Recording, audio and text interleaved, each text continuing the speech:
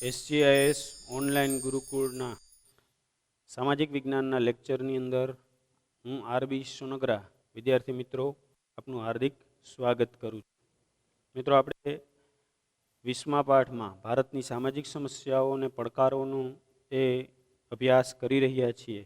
જેમાં આગળ ઉપર આપણે જોયું હતું કે દેશની અંદર કેવી રીતે સાંપ્રદાયિકતા અને જ્ઞાતિવાદની સમસ્યાઓ આપણને જોવા મળી રહી છે.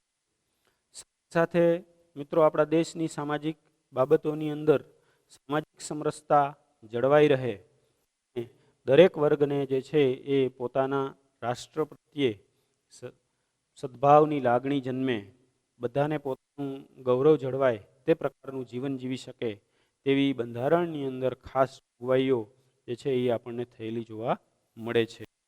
હવે મિત્રો, આપણે જે ચર્ચા કરવાની છે એ છે લઘુમતીઓ. મિત્રો, લઘુમતી કોને કહેવાય? સૌથી પહેલા એનો અર્થ સમજીએ.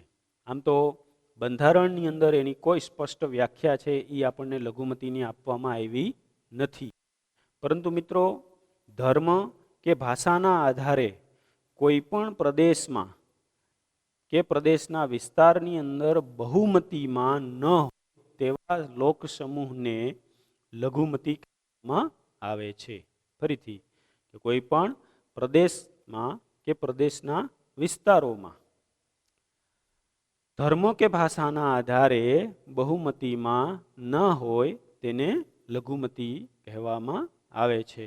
હજી આગળ ઉપર એની છે કે ભાઈ, વસ્તીના અડધા કે તેના કરતાં ઓછી સંખ્યા ધરાવતા લોક સમૂહને લઘુમતી કહી શકાય.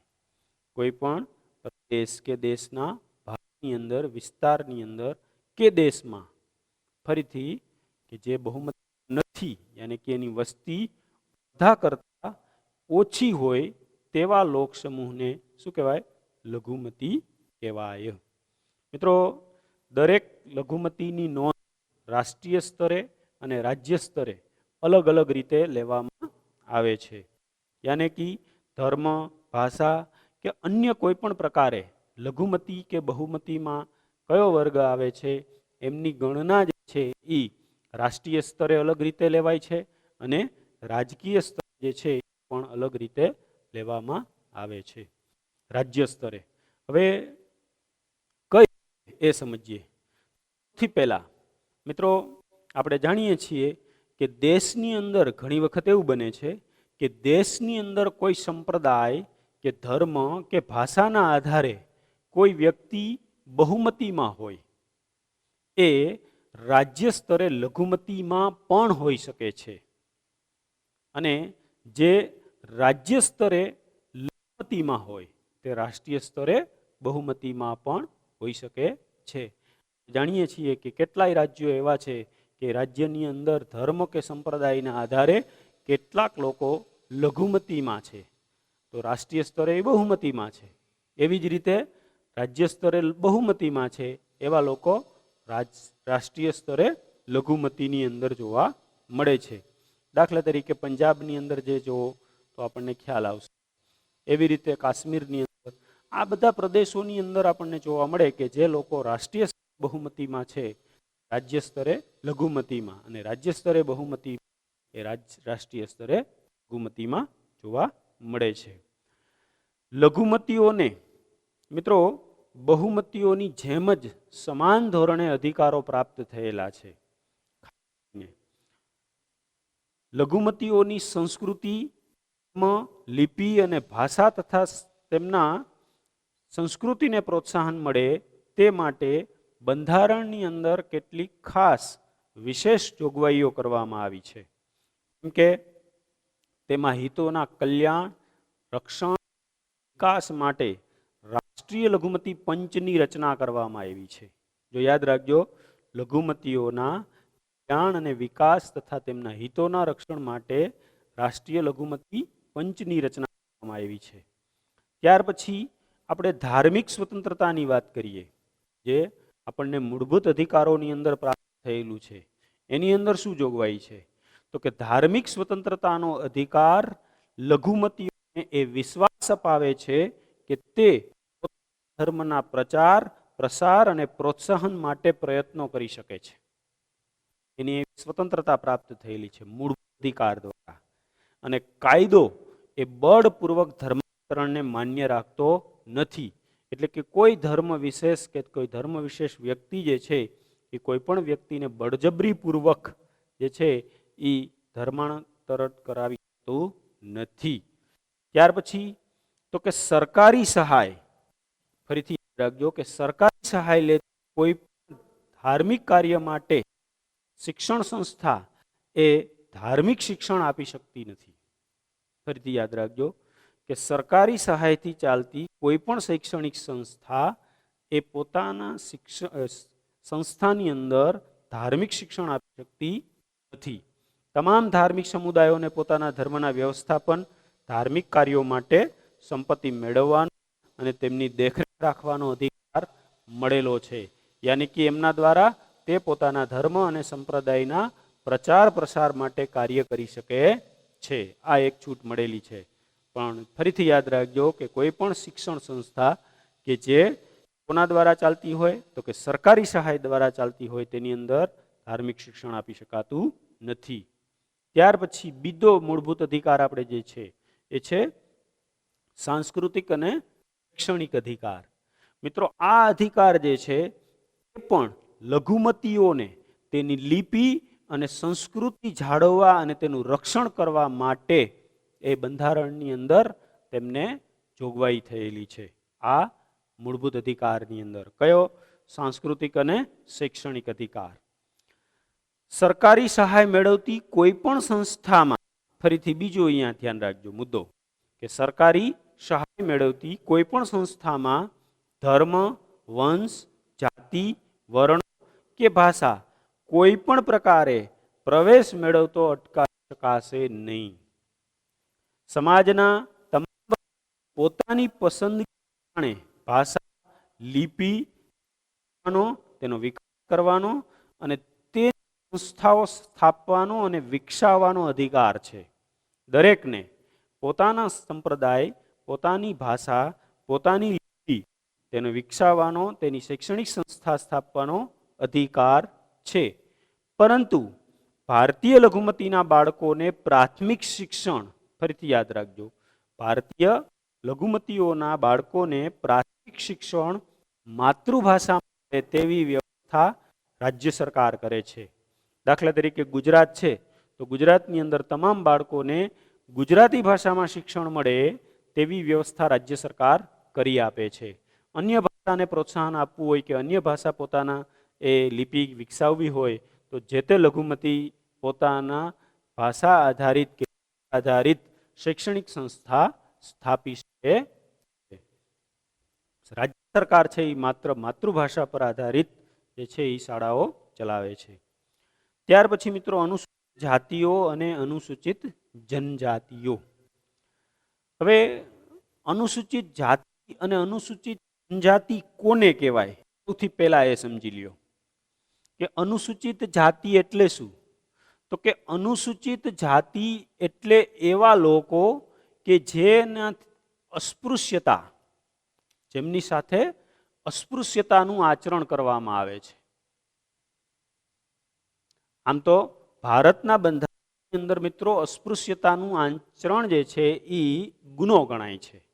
પણ છતાં આપણી સાંપ્રદાયિક અને જ્ઞાતિવાદી પરંપરાગત પ્રથાઓ અનુસાર કેટલીક જ્ઞાતિ જાતિના લોકો જે છે એમની સાથે અસ્પૃશ્યતાનું આચરણ એ કરાવવામાં આવે છે, યાને કે આભડછેટ. તો આવા પ્રકારની જ્ઞાતિઓ જે છે એને અનુસૂચિત જાતિઓ કહે છે. અને બીજું છે અનુસૂચિત જનજાતિઓ. તો જંગલ અને દુર્ગમ પહાડી વિસ્તારોની અંદર અલગ સંસ્કૃતિ કે સભ્યતા ધરાવતા જે કાંઈ પણ લોકો, જેને આપણે આદિવાસી કહીએ છીએ, તો એ પ્રકારની જ્ઞાતિ જાતિ સમૂહો જે છે એનો સમાવેશ અનુસૂચિત જનજાતિમાં થાય. અનુસૂચિત જાતિ એટલે શેડ્યુલ કાસ્ટ અને અનુસૂચિત જનજાતિ એટલે શેડ્યુલ ટ્રાઇબ. તમે કેટલાક ફોર્મ ભરતા હો તો એમાં લખેલું આવશે SC અને ST. તો શેડ્યુલ કાસ્ટ અને શેડ્યુલ ટ્રાઇબ. શેડ્યુલ કાસ્ટ એટલે અનુસૂચિત જાતિ, જેમને આભડછેટ એ અસ્પૃશ્યતાનું આચરણ થતું હોય, જેમની સાથે ભેદભાવ થતો હોય એવી જ્ઞાતિ જાતિઓ એ શેડ્યુલ કાસ્ટની અંદર આવે છે. અને અનુસૂચિત જનજાતિઓ એટલે કે શેડ્યુલ ટ્રાઇબલ એરિયાઓ, દુર્ગમ અને પહાડી વિસ્તારની અંદર વસવાટ કરતા લોકો એ જે છે એ અનુસૂચિત જનજાતિની અંદર આવે છે. મિત્રો, હવે આ નક્કી કોણ કરે છે એ સમજીએ. તો કે રાજ્યપાલની સલાહથી રાષ્ટ્રપતિ જે છે એ આ જ્ઞાતિઓનું લિસ્ટ બહાર પાડે. એમની બીજી સ્પષ્ટ વ્યાખ્યા બંધારણની અંદર આપવામાં આવી નથી, પણ રાજ્યપાલની સલાહથી રાષ્ટ્રપતિ જે છે એ એની યાદી બહાર પાડે છે. અને મિત્રો, બંધારણની કલમ 341, કેટલામી? 341 એ પ્રમાણે રાષ્ટ્રપતિ જે છે એ અનુસૂચિત જાતિઓની યાદી બહાર પાડે છે, જ્યારે બંધારણની કલમ 342 અનુસાર અનુસૂચિત જનજાતિઓની યાદી બહાર પાડે છે. એટલે આ રીતે જે છે એ અનુસૂચિત જાતિ અને જનજાતિઓ નક્કી થાય છે. મિત્રો, આ લોકો સાથે અન્યાય, અસમાનતા, એમનું શોષણ અટકે, સમાનતા અને ભાતૃભાવવાળું એનું વર્તન એમની સાથે થાય, સંકુચિતતા દૂર થાય, સામાજિક, આર્થિક અને શૈક્ષણિક વિકાસ થાય, તેવા હેતુથી બંધારણમાં આ અનુસૂચિત જાતિ અને અનુસૂચિત જનજાતિ માટે ખાસ વિશેષ જોગવાઈઓ જે છે એ કરવામાં આવી છે. આપણે જાણીએ છીએ કે કેટલીક જ્ઞાતિ જાતિઓ જે છે એમના પરંપરાગત આર્થિક વ્યવસાયો અને એમની સાથે જે છે એમના શ્રમ પ્રધાન વ્યવસાયોને કારણે આર્થિક સ્થિતિ અને સામાજિક સ્થિતિ છે એ સતત ને સતત પછાત રહેવા પામી, જેને પરિણામે તે લોકોનો સમાવેશ શેડ્યુલ કાસ્ટની અંદર થાય છે. જ્યારે દુર્ગમ અને પહાડી વિસ્તારોમાં કે જે સામાન્ય સમાજથી જીવનથી અલિપ્ત જે રહી અને જીવન જીવે છે એવા પ્રકારના લોકો કે જેમની સભ્યતા, જેમની સંસ્કૃતિ, જેમની સામાજિક વ્યવસ્થા એ અલગ પ્રકારની છે, કે જે લોકો આર્થિક અને શૈક્ષણિક રીતે અતિ પછાત છે, તેવા લોકોનો સમાવેશ અનુસૂચિત જનજાતિ યાની કે શેડ્યુલ ટ્રાઇબ બંધારણની કલમ 342 પ્રમાણે કરવામાં આવેલો છે. આ બંને યાદીઓ કોણ નક્કી કરે છે? રાષ્ટ્રપતિ. કોની સલાહથી? રાજ્યપાલની સલાહથી. હવે આમના માટે એટલે કે અનુસૂચિત જાતિઓ અને જનજાતિઓ માટે બંધારણની અંદર શું જોગવાઈઓ કરવામાં આવી છે મિત્રો, એની આપણે ચર્ચા કરીએ. તો સૌથી પહેલા બંધારણનું આર્ટિકલ 15 શું કહે છે? બંધારણનું આર્ટિકલ 15. હવે આર્ટિકલ એટલે કે બંધારણની કલમો જે આપેલી હોય એના વિશિષ્ટ પેટા વિભાગો હોય છે. એની અંદર શું કહેવામાં આવ્યું છે? તો કેવળ ધર્મ, જ્ઞાતિ, જાતિ કે જન્મ સ્થાનના આધારે કોઈ પણ પ્રકારનો ભેદભાવ કોઈ પણ વ્યક્તિ સાથે કરી શકાશે નહીં. જો એવું જણાવવામાં આવ્યું તો એમની સામે છે એ ગુનો દાખલ થઈ શકે છે. ખાસ કરીને કઈ બાબતો હેઠળ? તો કે દુકાન, જાહેર રેસ્ટોરન્ટ, હોટેલ, જાહેર મનોરંજનના સ્થળોમાં પ્રવેશ મેળવવા અંગે કોઈ પણ પૂર્ણ આચરણ થઈ શકશે નહીં. મિત્રો, કોઈ પણ વ્યક્તિ બસ, અન્ય કોઈ પણ જાહેર વ્યવસ્થા, જાહેર રેસ્ટોરન્ટ કે જાહેર ઉપયોગના હેતુ માટે ફાળવવામાં આવેલી વસ્તુઓના ઉપયોગ સંબંધે તમે એમની સાથે ભેદભાવ કરી શકતા, કોઈની સાથે ભેદભાવ કરી શકતા નથી.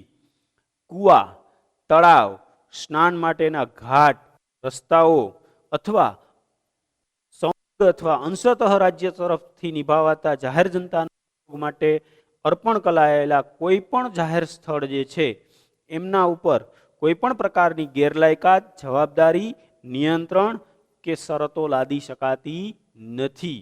યાની કે દરેકના ઉપયોગ માટે એ વસ્તુ મૂકવામાં આવે છે. કોઈ પણ પ્રકારનો ભેદભાવ કરી શકાતો નથી. તો આ થઈ આર્ટિકલ 15ની વાત. બે બાબતો આવી મિત્રો, એક જાહેર સ્થળો, મનોરંજન અને દુકાન તથા રેસ્ટોરન્ટ. બીજું કુવા, તળાવ, સ્નાન, રસ્તાઓ કે રાજ્ય તરફથી નિભાવાતી કોઈ પણ જાહેર વસ્તુઓ, ત્યાં ભેદભાવપૂર્ણ આચરણ થઈ શકતું નથી. આ કોણ કહે છે? બંધારણ આર્ટિકલ 15. એવી રીતે મિત્રો આર્ટિકલ 29, આર્ટિકલ 29 એમ કહે છે કે ભારતના કોઈ પણ દેશ પ્રદેશની અંદર વસતા કોઈ પણ નાગરિકોની પોતાની વિશિષ્ટ ભાષા, લિપિ કે પોતાની વિશિષ્ટ કહી શકાય તેવી સંસ્કૃતિ સાચવવાનો અધિકાર છે. અને ધર્મ, જ્ઞાતિ કે ભાષા કોઈ પણ પ્રકારના આધારે રાજ્ય તરફથી નિભાવવાથી અથવા નાણાકીય સહાયથી ચાલતી કોઈ પણ શિક્ષણ સંસ્થાની અંદર કોઈ પણ પ્રકારના નાગરિકને પ્રવેશ તો અટકાવી શકાશે નહીં. યાની કે આર્ટિકલ 29 પ્રમાણે કોઈ પણ વ્યક્તિ સાથે એમની જ્ઞાતિ, જાતિ, ભાષા કે લિપિ સાચવવાનો અધિકાર છે. બીજું કે એને આવા કોઈ પણ ભેદભાવ કે અન્ય કોઈ પણ રીતે એમની સાથે પ્રવેશ અટકાવી શકાતો નથી. આ જોગવાઈ છે આર્ટિકલ 29ની. હવે મિત્રો ખાસ જોગવાઈઓ. રાજનીતિના માર્ગદર્શક સિદ્ધાંતો. આપણે જાણીએ છીએ કે બંધારણની અંદર એક આ અલગ ટોપિક કે વ્યવસ્થા આપણને આપવામાં આવી છે. એમાં બંધારણની કલમ 46 અનુસાર રાજ્યની પ્રજાના પછાત વિભાગો અને ખાસ કરીને અનુસૂચિત જાતિ કે જનજાતિના કેળવણી વિષયક આર્થિક લાભો જળવાય તે માટે રાજ્ય ખાસ કાળજી લેશે. તેમના અન્યાય અને કોઈ પણ પ્રકારના શોષણ સામે તેનું રક્ષણ કરશે. યાની કે તેમને શિક્ષણ, તેમની આર્થિક સ્થિતિ, એનો સુધારો અને એની સામે કોઈ પણ અન્યાય થાય તો તેની જોગવાઈ બંધારણની કલમ 46માં કરવામાં આવેલી છે. બંધારણની કલમ 16(4) ની અંદર એમ કીધું છે કે નોકરીની અંદર રાજ્ય સરકારને એમ લાગે કે નોકરીની અંદર અમુક વર્ગનું પ્રતિનિધિત્વ જળવાયું નથી તો રાજ્ય જે છે એ તે જગ્યાઓની નિમણૂકમાં અમુક વર્ગ માટે અનામતની જોગવાઈ કરી શકે છે. ત્યાર પછી તો કે આર્ટિકલ 330, 332 અને 334ની અંદર અનુસૂચિત જાતિ અને જનજાતિના લોકો માટે રાજ્યની વિધાનસભા અને લોકસભાની અંદર પણ એમના માટે કેટલીક બેઠકો અનામત રાખવામાં આવી છે. પરંતુ રાજ્યસભામાં કોઈ બેઠક અનામત રાખવામાં આવી નથી. વિધાનસભા અને લોકસભામાં અનુસૂચિત જાતિ અને જનજાતિ માટે બેઠકો અનામત છે, પણ રાજ્યસભામાં કોઈ બેઠક અનામત રાખવામાં આવતી નથી. એવી જ રીતે ગ્રામ પંચાયતો અને નગરપાલિકાઓની અંદર પણ અનુસૂચિત જાતિ અને જનજાતિઓ માટે બેઠક અનામત રાખવામાં આવી છે. આ ઉપરાંત જુદી જુદી જે પંચવર્ષીય યોજનાઓ ચાલે છે, પંચવર્ષીય યોજનાઓ આવે છે, તેની અંદર પછાત અને અન્ય નબળા વર્ગો જે છે એમના વિકાસ માટે છાત્રાલયોની રચના, શિષ્યવૃત્તિની યોજનાઓ અને વિવિધ પ્રતિયોગિતા કસોટી માટે તાલીમ અને માર્ગદર્શનના વર્ગો પણ સરકાર તરફથી શરૂ કરવામાં આવે છે. શૈક્ષણિક વિકાસ અર્થે શાળાઓ શરૂ કરવામાં આવી છે. તમે ખાસ કરીને પછાત એરિયાઓની અંદર જશો તો અહીંયા ગરીબ વર્ગના પછાત બાળકો ભણી શકે તે માટે વિનામૂલ્યે ચાલતી શાળાઓ, એની અંદર રહેવા, જમવા અને ભણવા માટેની મફત સુવિધા છે એ સરકાર તરફથી આપવામાં આવે છે. સરકારી નોકરીઓમાં આ જાતિના ઉમેદવારો માટે ઉંમર, ફી કે લાયકાતના લઘુ ધોરણોમાં પણ કેટલીક છૂટછાટો આપવામાં આવી છે. ડૉક્ટર બાબા સાહેબ આંબેડકરે દ્વારા જ એક સંસ્થા, ડૉક્ટર બાબા સાહેબ આંબેડકર નામની જે સંસ્થા છે તે ડૉક્ટર આંબેડકર રાષ્ટ્રીય પુરસ્કાર એવા વ્યક્તિને આપવામાં આવે છે. ડૉક્ટર આંબેડકર રાષ્ટ્રીય પુરસ્કાર એવા વ્યક્તિને આપવામાં આવે છે કે જે નબળા વર્ગોના સામાજિક ઉદ્ધાર, સમજ, પરિવર્તન, ક્ષમતા, ન્યાય અને માનવ ગરિમા માટે કામ કર્યું હોય. અનુસૂચિત જાતિ અને અનુસૂચિત જનજાતિના કલ્યાણ અને વિકાસ માટે રાજ્યની અંદર અલગ વિભાગ અને કેન્દ્રના વિશિષ્ટ અધિકારીઓની નિમણૂક કરવામાં આવી છે. આ ઉપરાંત રાષ્ટ્રીય કક્ષાએ આ જાતિઓ માટે રાષ્ટ્રીય આયોગની રચના કરવામાં આવી અને તેમજ રાજ્ય અને કેન્દ્ર સરકાર દ્વારા આ જાતિઓના સામાજિક, શૈક્ષણિક અને આર્થિક વિકાસ માટે પણ વિવિધ પ્રકારની યોજનાઓ સરકાર ચલાવે છે. હવે ફક્ત અનુસૂચિત જાતિ માટેની જોગવાઈઓ. તો બંધારણની કલમ 17 અન્વયે અસ્પૃશ્યતા નાબૂદ કરવામાં આવી છે. અસ્પૃશ્યતા એટલે આભડછેટ. અસ્પૃશ્યતા સંદર્ભે કોઈ પણ પ્રકારનું કોઈ પણ સ્વરૂપે કરાતું આચરણ અમાન્ય છે. યાને કે અસ્પૃશ્યતામાંથી ફલિત થતી પણ ગેરલાયકાતનો અમલ કરવો એ કાયદા શિક્ષાપાત્ર ગુનો બને છે. આર્ટિકલ 25 એની અંદર રાજ્યોના સામાજિક કલ્યાણ અને સામાજિક સુધારણા માટે જાહેર ગણી શકાય તેવા હિન્દુ ધર્મની સંસ્થાઓ અને હિન્દુના તમામ વર્ગ અને વિભાગો માટે સાર્વત્રિક પ્રવેશ માટે સમાન કાયદો કરવાનો, અગર તે અંગે અમલમાં હોય તેવો કોઈ પણ કાયદો ચાલુ રાખવાનો અધિકાર આપવામાં આવ્યો છે. અહીંયા હિન્દુઓની, ફરીથી સમજો, હિન્દુઓની અંદર હિન્દુ ઉપરાંત જૈન અને બૌદ્ધ ધર્મ પાળનાર લોકોની સંસ્થાઓનો પણ સમાવેશ થાય છે. યાને કે આ બધા ધર્મ પાળનાર સંસ્થાઓ છે એ સંસ્થાઓનો પણ એની અંદર સમાવેશ કરી અને તેમનો ઉલ્લેખ કરવામાં આવ્યો છે. યાને કે કોઈ પણ રીતે આવા કાયદાઓ ચાલુ રાખી શકાય છે અને કોઈ પણ પ્રવેશ અટકાવી શકાતો નથી.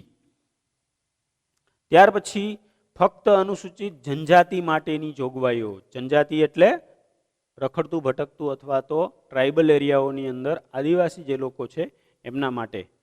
તો એમાં આર્ટિકલ 19(5) અંદર ખાસ જોગવાઈ છે મિત્રો, કે જેની અંદર રાજ્યપાલને એમ લાગે કે અનુસૂચિત જનજાતિઓના હિત માટે સર્વ નાગરિકોના ગમે તે પ્રદેશોની અંદર આવજા કરવાના, વેપાર કરવાના સામાન્ય અધિકાર ઉપર પણ નિયંત્રણ મૂકી શકે છે.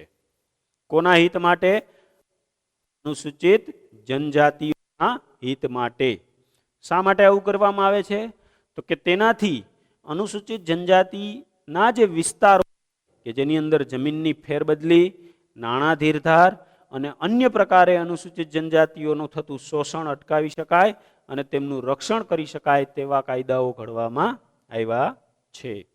તો આ રીતે મિત્રો અનુસૂચિત જાતિ, અનુસૂચિત જનજાતિ અને પછાત વર્ગોના વિકાસ માટે સરકાર દ્વારા વિવિધ પ્રકારની યોજનાઓ અને કાર્યક્રમો ચલાવવામાં આવી રહ્યા છે, જેના કારણે તે લોકોની સ્થિતિમાં સુધારો થાય, જેમાં ઘણા લોકોની સામાજિક, આર્થિક અને રાજકીય આગળ વધવાની તક મળી છે અને એ તકનો લાભ ઉઠાવી અને એ લોકો વિકાસ કરી શકે. તો આ થઈ મિત્રો ચર્ચા લઘુમતીઓ અને અન્ય પછાત વર્ગોની. હવે નેક્સ્ટ ટોપિક અંદર મિત્રો આપણે એ આતંકવાદ ઉપર ચર્ચા કરશું. જય સ્વામિનારાયણ.